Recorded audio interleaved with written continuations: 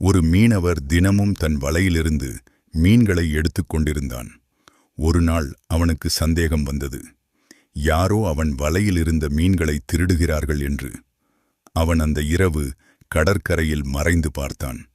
அப்போது ஒரு நாய் வந்து வலையிலிருந்து ஒரு மீனை எடுத்து ஓடிவிட்டது. மீனவர் அதை மெதுவாக பின்தொடர்ந்தான்.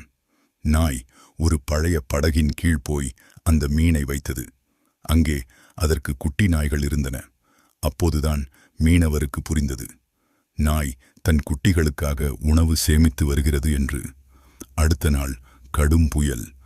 கடற்கரையில் நீர் பெருக்கெடுத்தது. நாயின் குட்டிகள் இருந்த இடம் முழுவதும் நனைந்தது. மீனவர் உடனே ஓடி சென்று குட்டிகளை தூக்கி பாதுகாப்பான இடத்தில் வைத்தான். பிறகு நாய் அவனை நன்றி பார்வையுடன் பார்த்தது.